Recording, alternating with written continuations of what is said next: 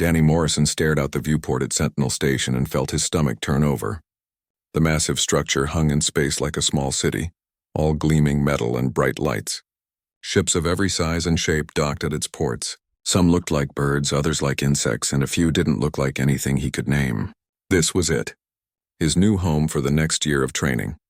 The transport shuttle bumped gently as it connected to the docking port. Danny grabbed his single bag and followed the other passengers out.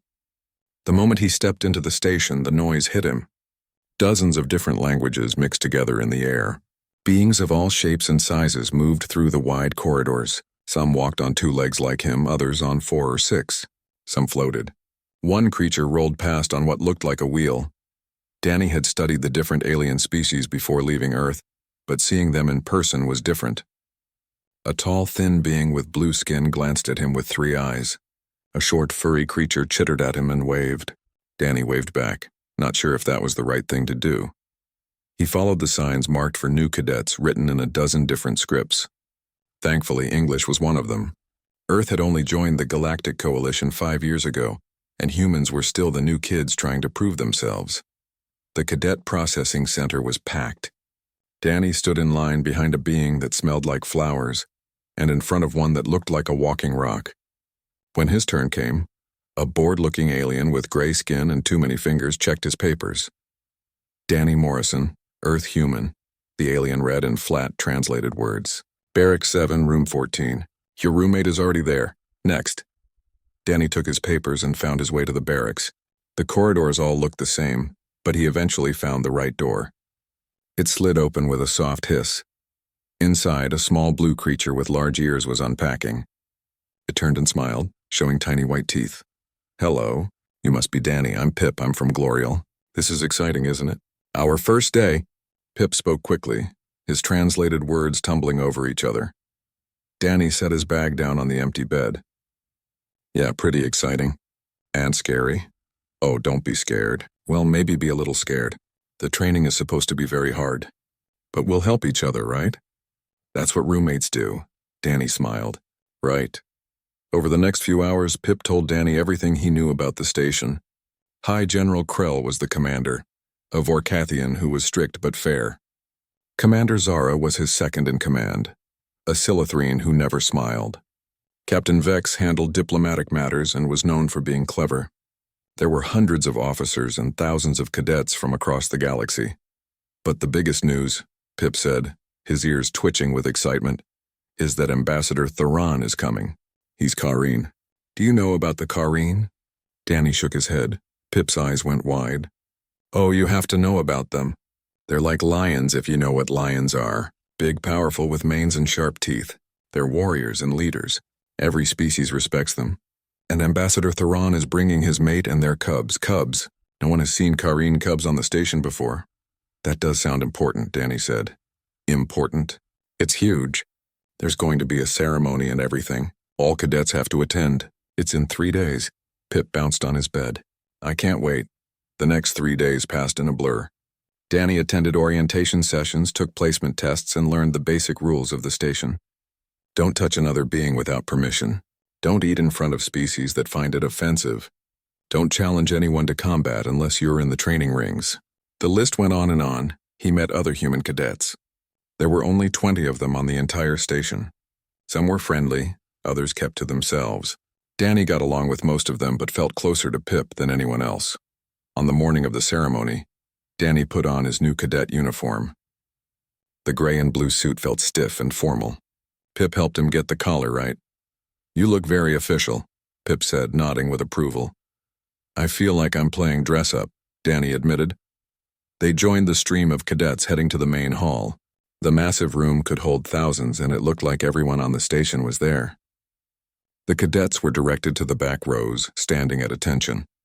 The officers and commanders stood at the front, arranged by rank. Their uniforms were covered in medals and decorations that gleamed under the lights.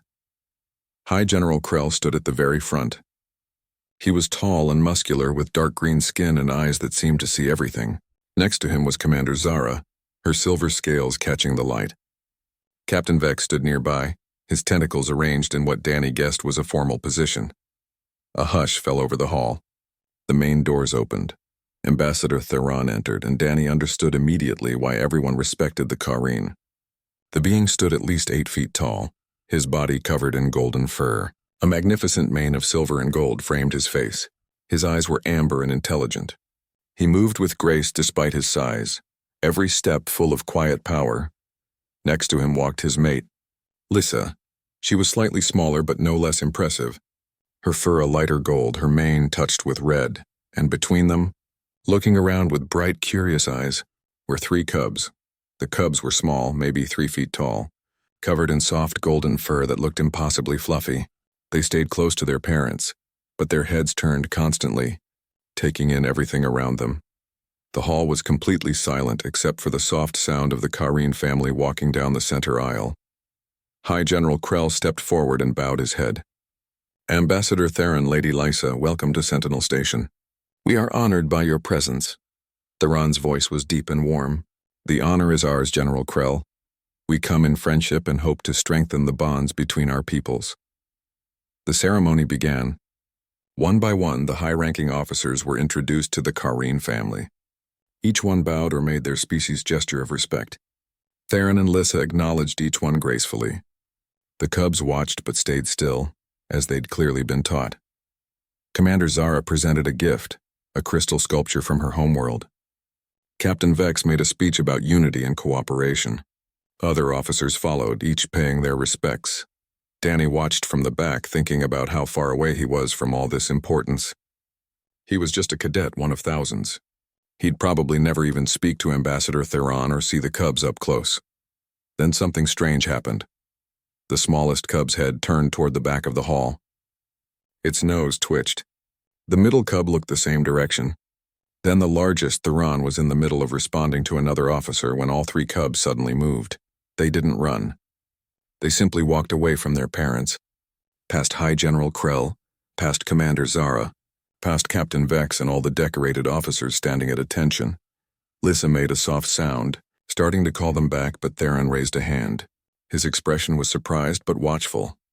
The cubs padded down the aisle between the rows of assembled beings. Everyone turned to watch. Danny could hear his own heartbeat in his ears. The cubs reached the cadet section. They wove between the front rows, moving steadily toward the back. Toward Danny's row. Toward Danny.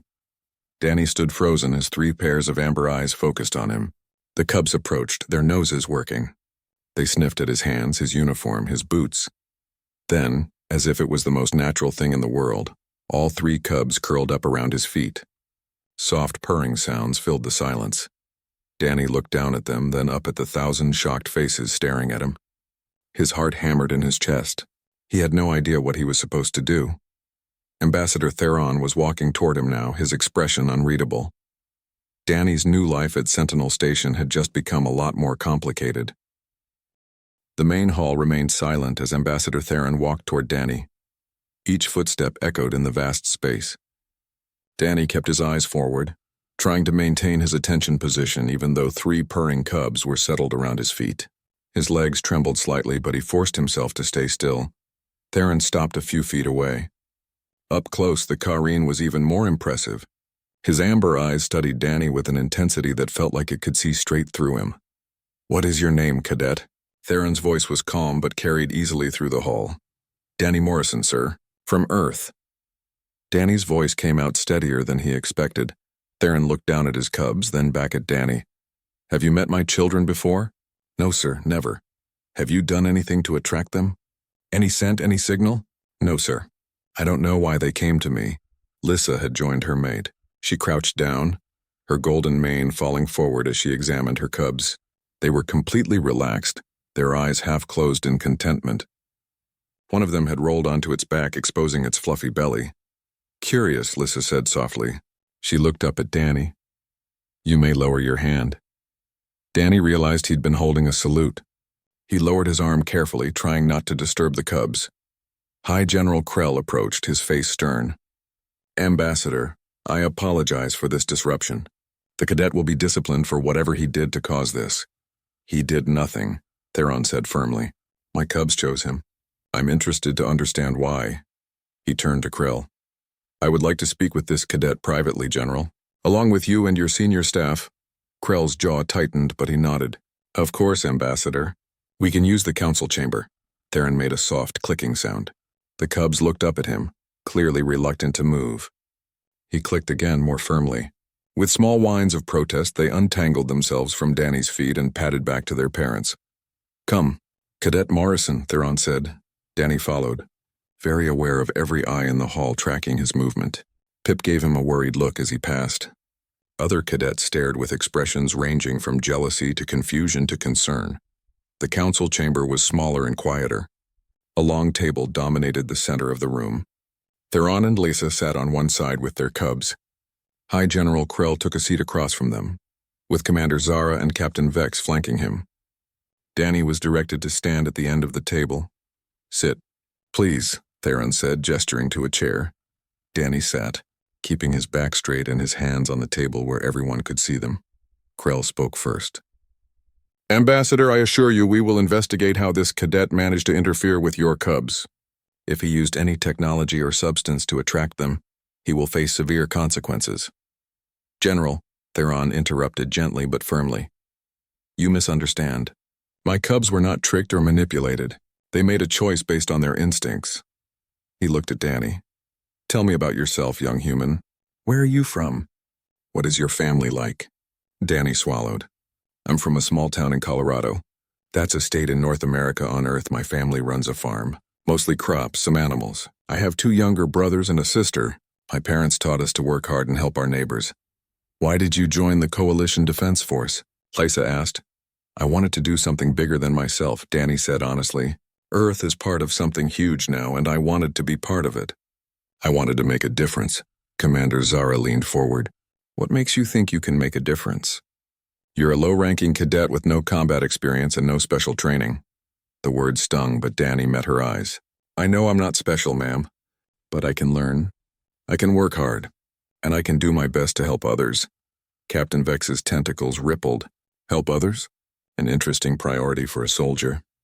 Isn't that what soldiers do? Danny asked. Protect people who can't protect themselves? Theron made a rumbling sound that might have been approval. General Krell, are you familiar with the concept of the Guardian Heart? Krell frowned. I've heard of it. An old Kareen belief, isn't it? Not a belief. A truth. Theron gestured to his cubs, who were watching Danny with fixed attention. Kareen cubs are born with an ability. They can sense certain qualities in other beings. Qualities that adults learn to hide or ignore. One of these qualities we call the Guardian Heart. It is the instinct to protect, to put others before oneself, to act with compassion even at personal cost. With respect, Ambassador, Zara said, that sounds like a weakness in a soldier. Does it? Lysa's tone was sharp. Tell me, Commander, would you die to protect a stranger's child? Zara hesitated. If my duty required it, yes.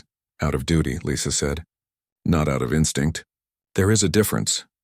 She looked at Danny. A being with a true guardian heart doesn't need orders to protect the weak. They simply do it because they cannot do otherwise. It is as natural to them as breathing. And you think this cadet has this quality? Krell asked skeptically. My cubs think so, Theron said. And they are never wrong. An uncomfortable silence filled the room. Danny felt like he was being discussed rather than included in the conversation. I don't think I'm anything special, Danny said quietly. I just try to do what's right. That, Theron said, is exactly what makes you special. Most beings think they try to do what's right. Few actually do it when it costs them something. Over the next hour, they asked Danny more questions about his life, his training, his reasons for being there. Danny answered as honestly as he could. The cubs grew restless and began playing on the floor, occasionally running over to Danny to investigate him again before returning to their games. Finally, Theron stood. General Krell, I have a request. I would like permission for my cubs to spend time with Cadet Morrison during our stay on the station. Under supervision, of course. Krell looked like he'd bitten into something sour. Ambassador, that's highly irregular. He's a cadet, not a diplomat or officer. Nevertheless, that is my request. After a long moment, Krell nodded stiffly. Very well. The cadet will be assigned to assist with your family's comfort during your visit. He will report to Captain Vex each morning for instructions. Excellent, Theron said. He turned to Danny. We will see you tomorrow, Cadet Morrison. Danny stood and saluted. Yes, sir. Thank you, sir. As Danny left the council chamber, his mind spun. What had just happened? One moment he was a nobody cadet in the back row. The next he was being personally requested by one of the most important beings in the galaxy. He made his way back to his quarters in a daze. When he entered, Pip practically jumped on him. What happened? Everyone is talking about it. The Kareen Cubs chose you! What did they say? Are you in trouble? Danny sat heavily on his bed. I'm not in trouble, I think. They want me to spend time with the Cubs while they're here. Pip's ears stood straight up. That's amazing. Do you know how rare that is? Kareen Cubs don't like strangers. They barely tolerate other Kareen outside their family. But they chose you. I don't understand why, Danny said. Maybe they just know something the rest of us don't, Pip said, sitting next to him. You're a good person, Danny. Maybe they can sense that. Over the next few days, Danny's life changed completely. He still attended his training sessions, but his afternoons were spent with the Kareen family. At first it was awkward. He didn't know what to say to Ambassador Theron or Lissa. But the Cubs made it easier. They played and explored, and Danny found himself playing with them, making sure they didn't get into trouble. The Cubs were named Kira, Mako, and Ren. Kira was the smallest and most curious. Mako was the middle child and the most playful. Ren was the largest and watched everything carefully. They brought Danny things they found interesting. A shiny bolt, a piece of colored glass, a small plant from the station's garden. They climbed on him when he sat down. They fell asleep against his legs when they got tired, and everywhere Danny went with them, people stared. Other cadets whispered when he passed. Some looked jealous. Others seemed impressed. A few older cadets made comments about the human getting special treatment, but they stopped when they saw the Cubs' reaction to Danny. Word spread through the station. The human cadet chosen by the Kareen Cubs. Some called him lucky. Others called it a sign. Danny just tried to keep doing what he'd always done. Work hard, help when he could, and treat everyone with respect. But he couldn't shake the feeling that something bigger was coming.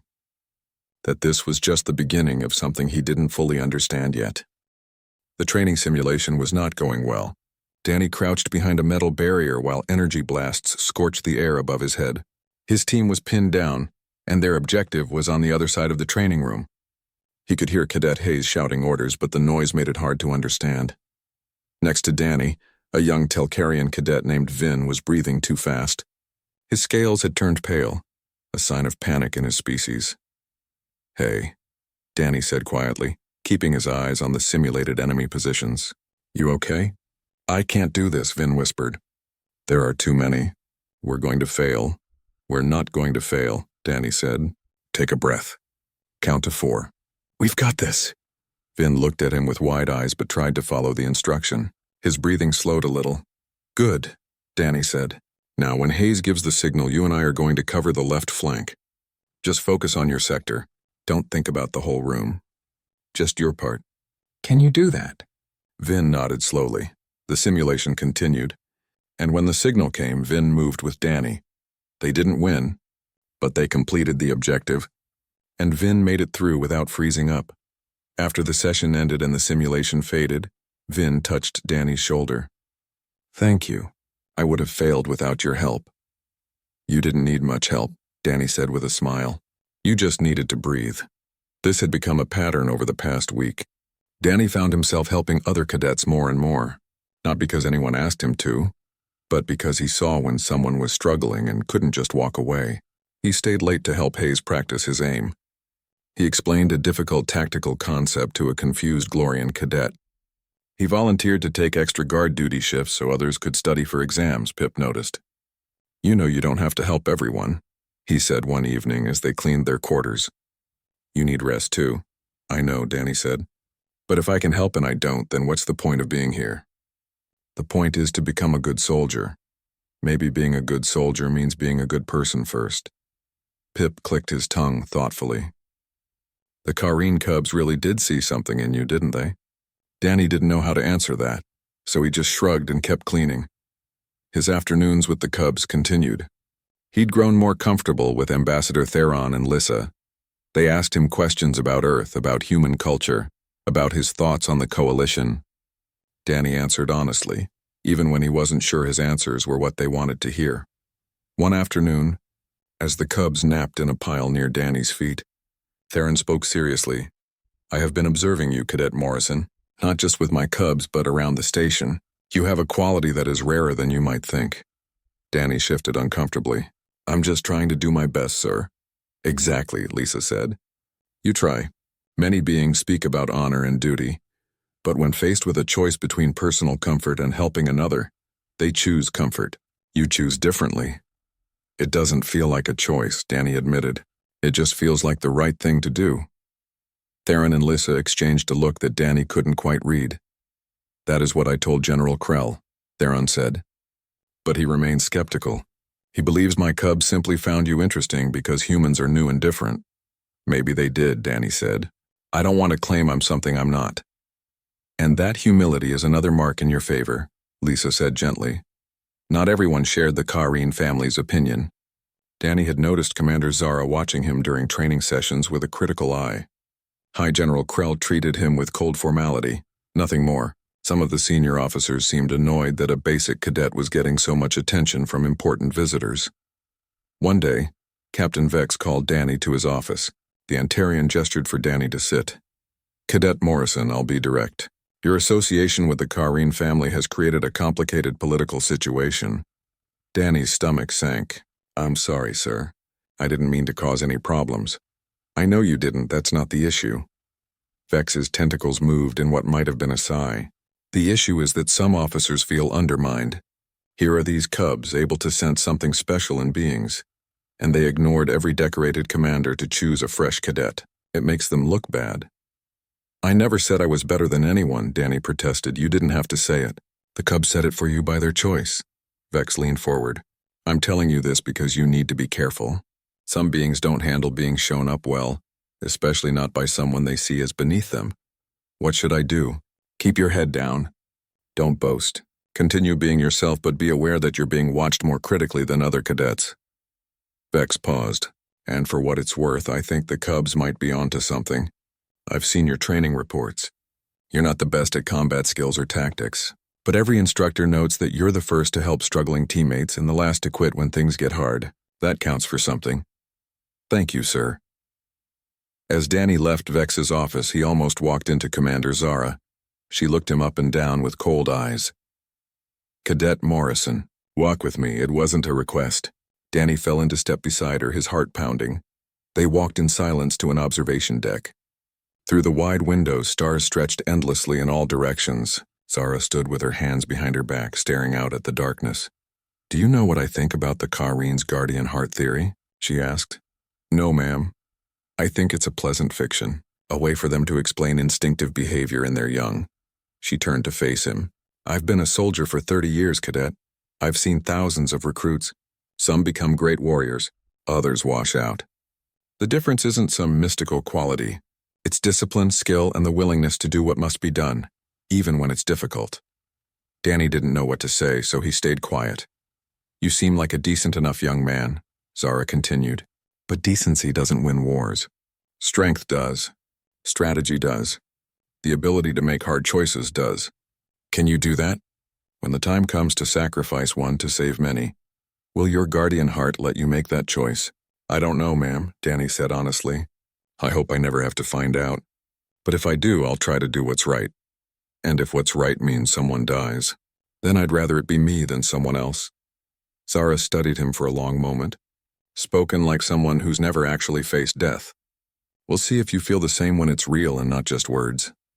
She walked away, leaving Danny alone on the observation deck. That night, Danny couldn't sleep. He kept thinking about Zara's words. Was she right? Was he just naive? He'd grown up on a farm where the hardest choice was which crops to plant or whether to sell a sick animal. The choices here were life and death, war and peace. Was he really ready for that?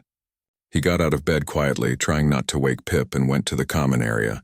A few other cadets were there, studying or talking quietly. Danny got some water and sat in a corner, watching the stars through a small window. "Can't sleep either?" Danny turned. Hayes, the human cadet who led their training team, sat down next to him. "Just thinking," Danny said. "About the cubs?" Hayes asked. "About whether I belong here." Hayes was quiet for a moment. Look, Morrison, I'll be honest. When the Cubs chose you, I was jealous. I've been training my whole life to be a soldier. Top of my class in every academy. And these magic Cubs ignore me and pick the farm boy. Danny winced. But then I watched you, Hayes continued. In training in the common areas everywhere. And I get it now. You don't belong here because you're the best fighter or the smartest tactician. You belong here because you actually care about people. All people, not just your team or your species. That's rare, and maybe that's more important than I thought. Thanks, Danny said quietly. Don't thank me yet. Caring about people is great until you have to watch them die. That's the part of being a soldier they don't tell you in the recruitment videos. Hayes stood up. Get some sleep, Morrison. I have a feeling things are about to get interesting around here. Hayes was right, though not in the way Danny expected. 2 days later, an alarm woke the entire station at 0400 hours. Danny and Pip scrambled into their uniforms and rushed to the assembly point with hundreds of other cadets.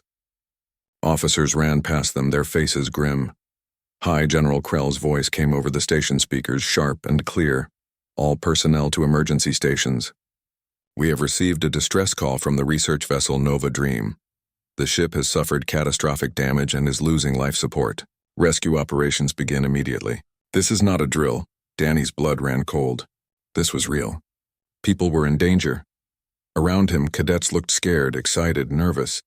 Officers shouted orders. Ships were being prepped in the hangar bays, and somewhere on this station, 3 Cubs who had chosen him for reasons he still didn't fully understand were probably scared by all the noise and confusion. Danny had no idea that within hours, everything would change, that he would face the kind of choice Commander Zara had asked him about, that he would discover whether his guardian heart was real or just a pleasant fiction. The test was coming, and there would be no simulation to save him if he failed.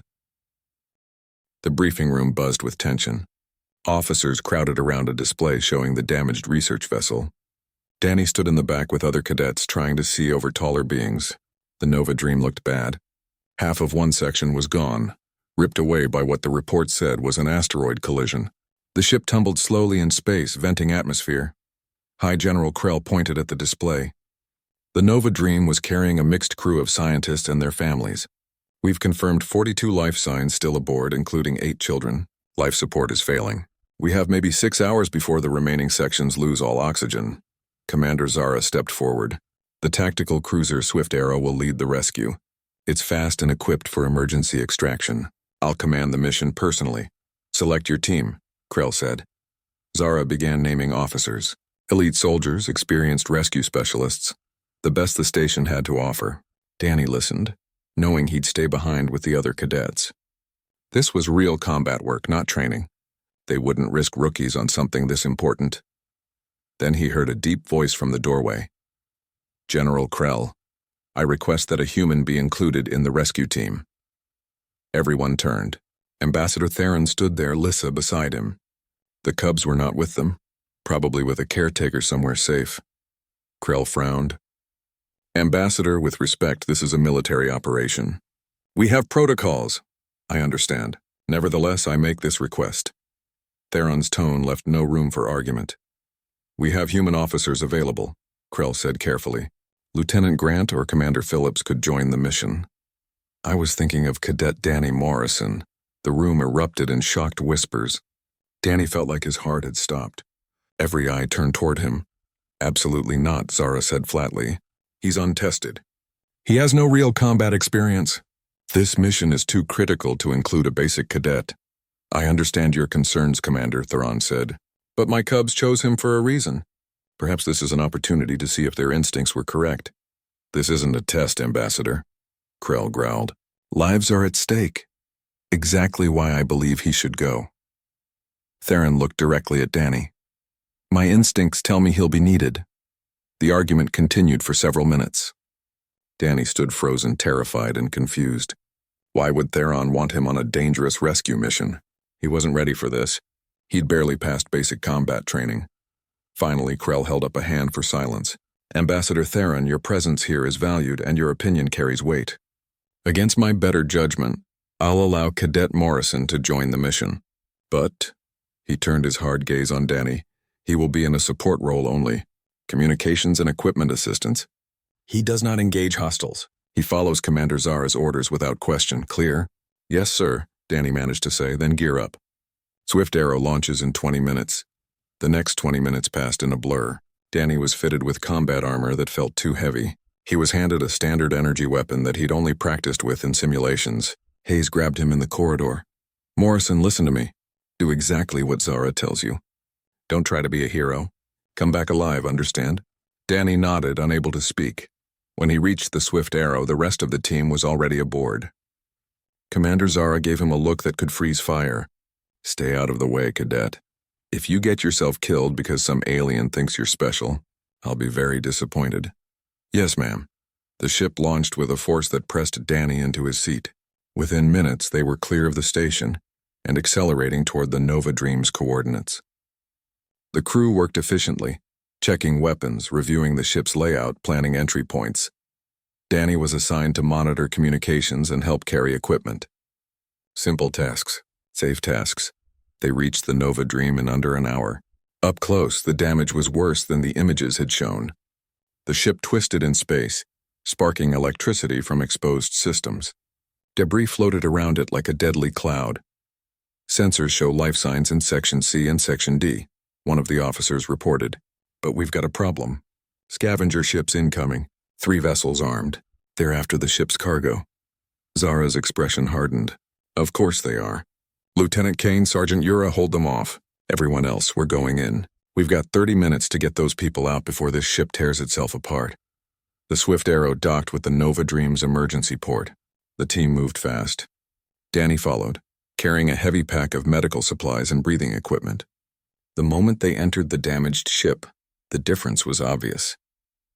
The corridor tilted at a wrong angle. Lights flickered. The air tasted metallic and thin. Life support at 40% and dropping, Danny reported, reading his scanner. Faster then, Zara said. Team 1, Section C, Team 2, Section D. Morrison, you're with Team 2. Move. Danny ran with Team 2 down twisting corridors. They found the first group of survivors in a sealed lab, scientists terrified but alive. The soldiers got them to the extraction point quickly. Then the ship shook violently. Explosions echoed from somewhere nearby.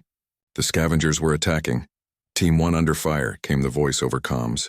Multiple hostiles. We need backup. Team 2, continue the rescue, Zara ordered. I'm taking half of Team 1 to deal with the scavengers. Team 2 pushed deeper into the ship. They found more survivors, including a young Glorian family. The father was injured, unconscious. His mate carried 2 small children. This way, the team leader said. Stay close. They moved toward the extraction point, but another explosion rocked the ship. A support beam crashed down, blocking the corridor. Find another route, the team leader ordered. They backtracked and found an alternate path. But as they moved through a damaged section, Danny's scanner picked up something. Wait, he said. There are more life signs. Down that corridor. The team leader checked his own scanner. That section is unstable. The walls could collapse any second, but there are people there. Our orders are to evacuate survivors from Sections C and D. That's Section E. It's too dangerous. Another explosion shook the ship. The team leader's comm crackled. This is Zara. All teams report. Team 2 here. We have survivors moving to extraction. Understood? Make it fast. This ship has 10 minutes, maybe less. The team started moving. But Danny looked down the corridor toward Section E. His scanner showed 4 life signs. One of them was small. Very small. A child. He thought about Commander Zara's question. About hard choices. About what it meant to have a guardian heart. Then he made his choice. I'll get them, Danny said. Morrison? No, the team leader started to say. But Danny was already running down the corridor. He heard shouting behind him, but he didn't stop. The corridor was a nightmare. Broken metal jutted from walls. Wires hung loose, sparking. The floor had holes where he could see into space. Danny jumped over gaps and ducked under debris. He found them in what looked like a small storage room. A Telkarian woman sat against the wall, her leg twisted at a bad angle. 2 older children huddled next to her, and in her arms, unconscious and barely breathing, was a small cub, a Kareen cub. The woman looked at Danny with desperate eyes. Please help my son. Help the little one. They're running out of air. Danny checked the cub first. The small being's breathing was shallow. His fur had lost its shine. Without oxygen, the cub would die in minutes. Danny didn't hesitate. He pulled off his own oxygen mask and fitted it over the cub's face. Immediately, his own lungs started to burn, but he ignored it. He lifted the cub carefully, then looked at the woman. "Can you walk at all?" She shook her head. "I'll slow you down. Take the children. Save them." "Not leaving you," Danny said through gritted teeth, his vision already starting to blur from lack of oxygen. He helped the older children to their feet. "Can you two walk if I guide you?" They nodded, scared but brave. "Good, hold on to each other," he turned to the woman. "I'm coming back for you. I promise." With the unconscious cub in one arm and guiding the two children with the other, Danny started back down the corridor. His lungs screamed. His head pounded. Black spots danced in his vision. He kept moving. Halfway back, the ship shook again. Harder this time. Part of the ceiling collapsed ahead of them. Danny threw himself over the children, taking the impact on his back and shoulders. Pain exploded through him, but he pushed through it. "Keep going," he gasped to the children. Almost there. He saw Team 2 at the corridor entrance. The team leader ran toward them. "You stupid, brave fool," the officer said, taking the cub from Danny's arms. "Get them out, now!" Danny helped the children to the team, then turned back. "Morrison, the ship is coming apart," the team leader shouted. "Still one more," Danny said, and ran back into the collapsing corridor. He found the woman still sitting against the wall. She looked surprised to see him. "Told you," Danny said. "Not leaving you." He got her arm over his shoulder and lifted. She cried out in pain, but helped as much as she could. They moved slowly, too slowly. The corridor was breaking apart around them. Metal groaned. Sparks flew. Danny's vision was almost gone now, his body running on pure will. The ship gave one final massive shake. The floor buckled. Danny felt himself falling, but he twisted to keep the woman on top of him as they hit the ground. Something heavy landed on his back. He couldn't breathe. Couldn't see. He felt hands grabbing him, pulling him. Voices shouted, but they sounded far. Danny spent 3 days in the medical bay. The doctors said he was lucky. Severe oxygen deprivation, cracked ribs, burns on his back and shoulders, a mild concussion, but he would heal completely. The advanced medical technology of the coalition was remarkable. During those 3 days, he had visitors constantly. Pip came every few hours bringing news from the station. Hayes visited and admitted that Danny had more guts than sense, but in a good way. Other cadets stopped by, some he barely knew, all wanting to meet the human who had saved the Kareen cub. But the most frequent visitors were Theron, Lissa, and their cubs. The 3 young Kareen barely left his side. They slept on his bed, careful of his injuries. They brought him things, food they thought he'd like, shiny objects from around the station, even a small carved figure that Wren had made himself.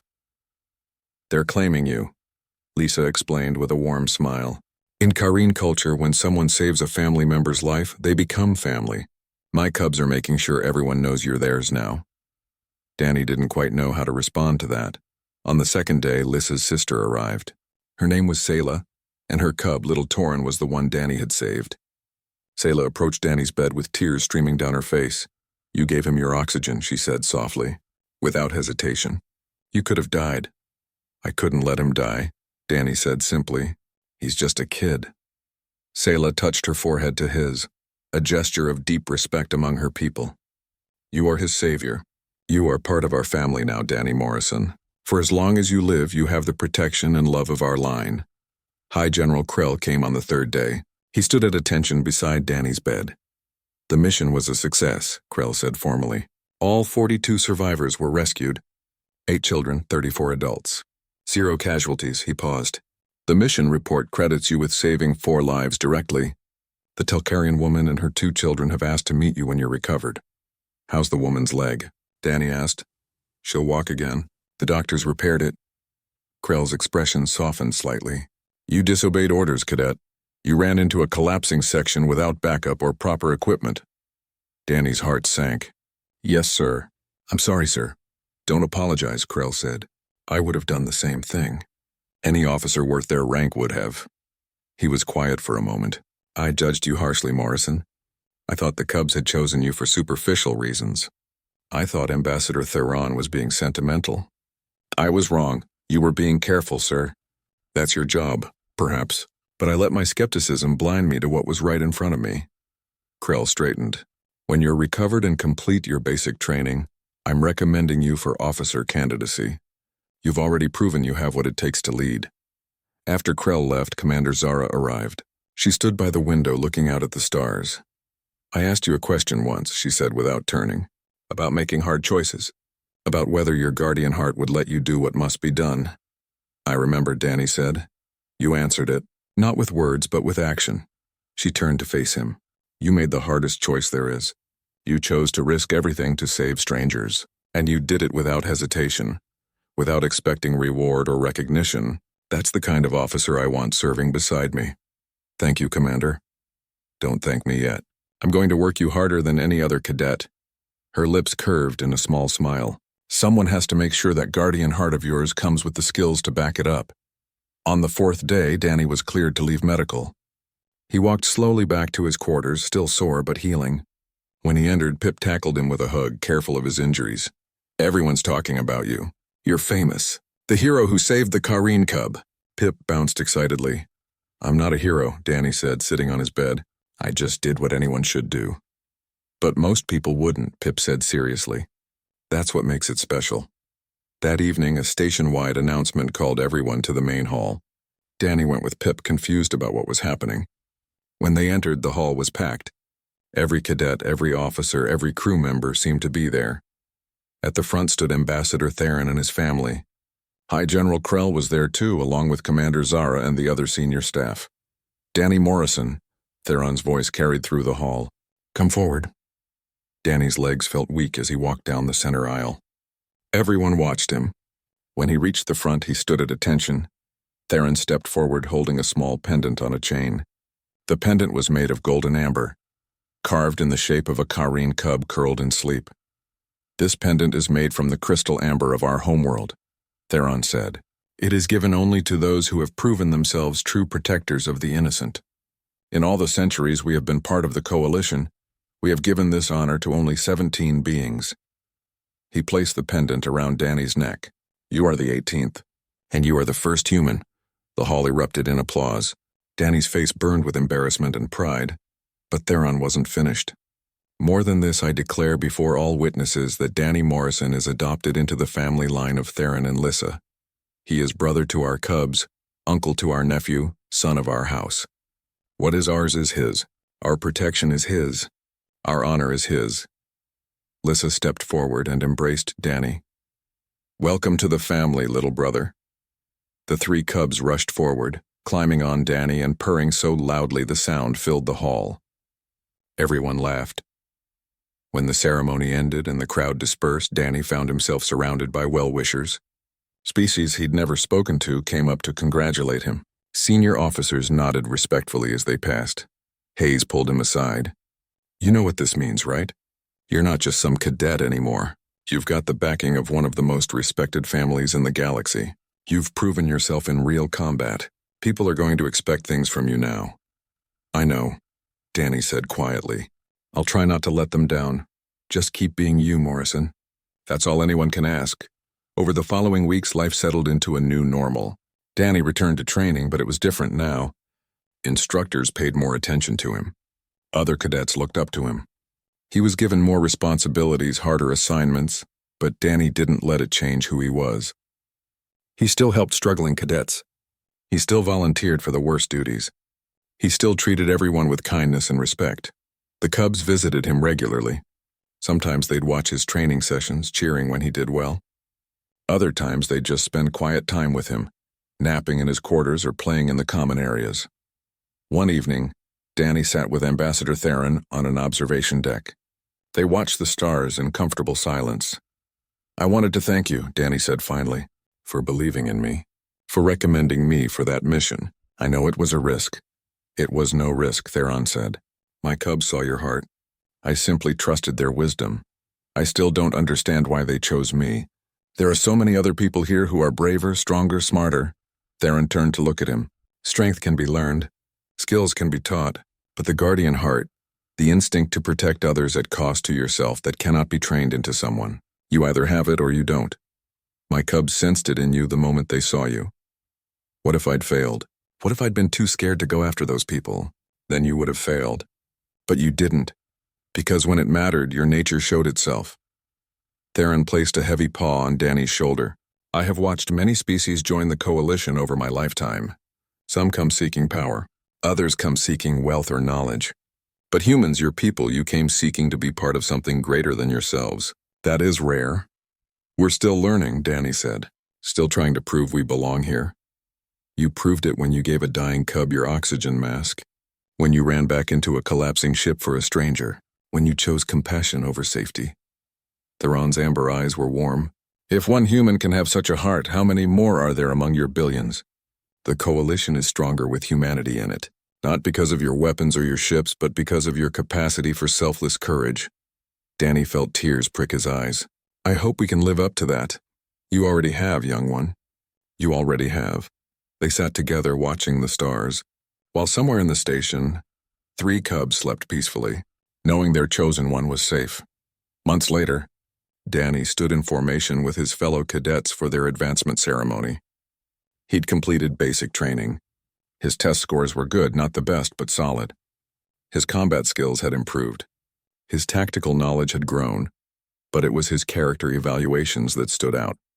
Every instructor, every officer who had worked with him noted the same things. Leadership through example, dedication to his team, willingness to sacrifice for others, the qualities that made not just a good soldier but a good leader. High General Krell called him forward. Cadet Danny Morrison, by the authority granted to me by the Galactic Coalition Defense Force, I promote you to junior officer. You will begin advanced officer training next month. He pinned new insignia on Danny's uniform. Don't let this go to your head, Morrison. You've proven yourself once. Now you have to keep proving yourself every day. Yes, sir. I will, sir. As Danny returned to formation, he caught sight of Theron and Lissa watching from the